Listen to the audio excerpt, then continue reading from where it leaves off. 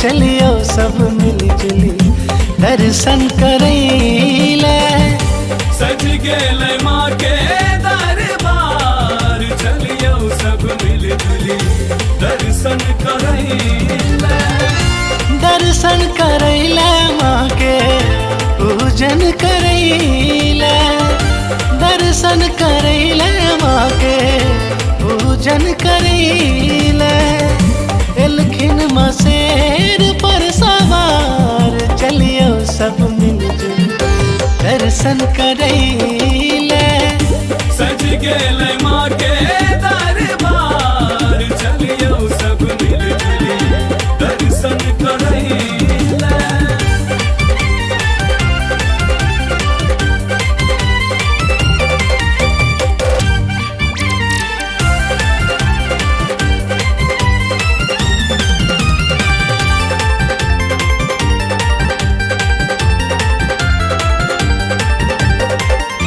महिमा के मैया के ने जनैया, ममता के सागर चीमा सब क्यों कहैया।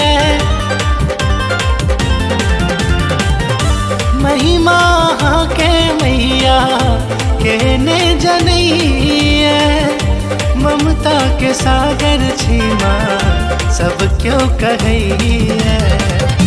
करथिन माँ सब हक बेरा पार, चलियो सब मिलजुल दर्शन करैले।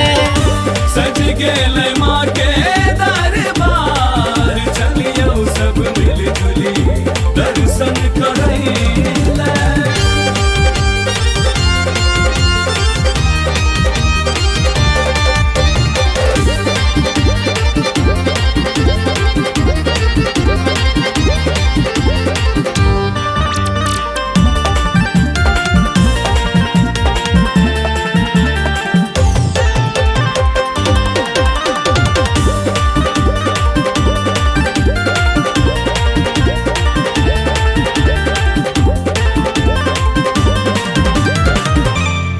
छी भवानी सब हक कष्ट हरै छी, अन धन समा सबके भंडार भरै छी।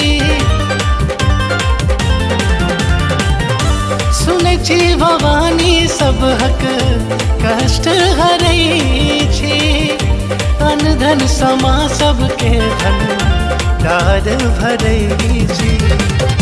सौसे जगत में जय जयकार, चलियो सब मिलजुल दर्शन करैले। सज गेलै माँ के दरबार, चलियो सब मिलजुली दर्शन करैले।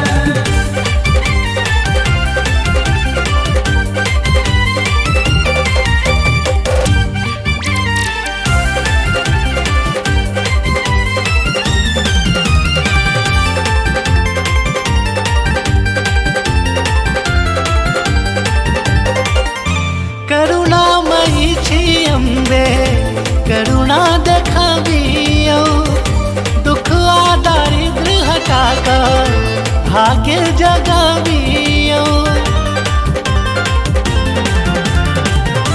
करुणामयी छी अम्बे करुणा देखबियो, दुख आ दारिद्र हटा कर भाग्य जगाबियो।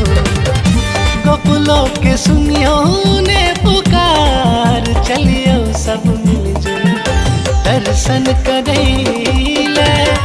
सज गेलै माँ के दरबार, चलियो सब मिलजुली दर्शन करैले। हमारे इस चैनल सांडिल्य गोपाल को लाल बटन दबा के सब्सक्राइब करें व बेल आइकन को दबाएं, ताकि सभी नए वीडियो आप तक तुरंत पहुंचे, बिल्कुल मुफ्त।